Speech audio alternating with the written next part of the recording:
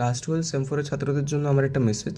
অনেকেই আমাকে personally DM করছে এবং কমেন্ট করছে যে কীভাবে বাংলা ইংলিশ পড়া যায়। দেখো, কীভাবে পড়বে সম্পূর্ণ সেটা তোমাদের ডিসিশন, কিন্তু আমি কীভাবে পড়বো সেটা আমি আমার স্ট্র্যাটেজি শেয়ার করতে পারি। আমি যেটা করবো যে আজ থেকে শুরু করে 11 তারিখ অবধি, 11 তারিখ তো সম্পূর্ণ দিনটাই বাংলা পড়তে হবে, সেটা কিছু করার নেই, 12তে পরীক্ষা।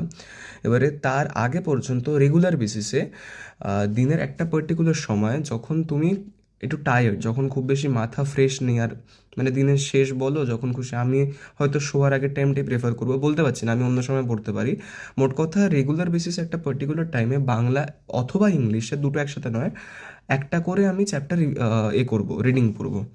মানে লেটসে আজকে আমি আমার মোটামুটি দিনে যা ভেবেছিলাম সেই কাজবাজ হয়ে গেল অথবা শোয়ার টাইম হয়ে গেছে, আমি সেই শোয়ার আধ ঘন্টা আগে একটা বাংলার গল্প পড়া শুরু করব, রিডিং মারবো, মেরে শুয়ে পড়বো।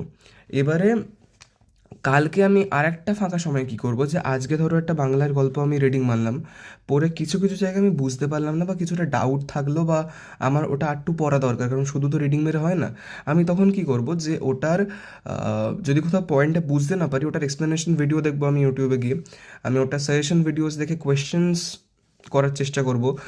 বা যদি আমার সহায়িকা থাকে তোমাদের কারো, সেই সহায়িকা থেকে তুমি সারসংক্ষেপটা একবার পড়ে নিতে পারো, সেই সহায়িকার ব্রড কোশ্চেন, শর্ট কোশ্চেন একবারগুলো রিডিং মারতে পারো, কারণ বাংলা ওরম ঠোঁটস্থ করার মতো জিনিসটা আমার একদমই পছন্দ নয়।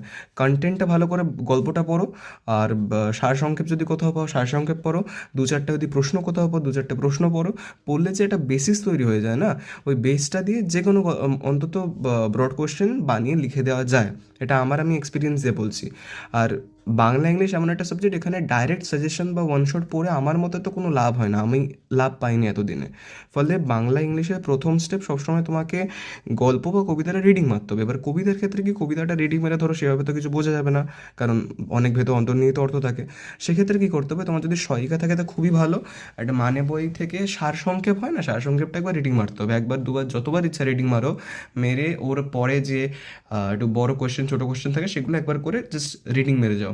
এরকম করে রেগুলার বেসিসে করো, একটা পার্টিকুলার সময়, দিনে আধ ঘন্টা 45 মিনিট, যতটা তোমার সময় লাগে পড়তে, এরকম করে এই 11 দিন 10 দিন করে যাও। আর যাদের মানে বই নেই তাদের জন্য বলবো, তোরা একবার করে রিডিং পড়, রিডিং পড়ে ইউটিউবে যা, গিয়ে যদি প্রয়োজন হয় একটা এক্সপ্লেনেশন ভিডিও দেখতেও পারিস, নাও দেখতে পারিস, যদি বুঝে যাস দেখার কোনো প্রয়োজন নেই। তারপরে হচ্ছে তার যদি কোথাও এবিটিএ সলভ পাস বা কোনো প্রশ্ন উত্তরের ভিডিও পাস যেখানে ওই চ্যাপ্টারটা রিলেটেড কোয়েশ্চেন ওরা ডিসকাস করেছে, সেই ভিডিওগুলো দেখ, কারণ তোদের পড়া হয়ে গেছে। তোরা একবার দুবার তিনবার যত খুশি টাইম পাবি ততটা পড়বি, পড়ে জাস্ট কোয়েশ্চেন তোর এবারে করার বিষয়, সেটা তুই যে কোনো ভিডিও থেকে ইউটিউবে করতে পারিস, দ্যাটস ইট।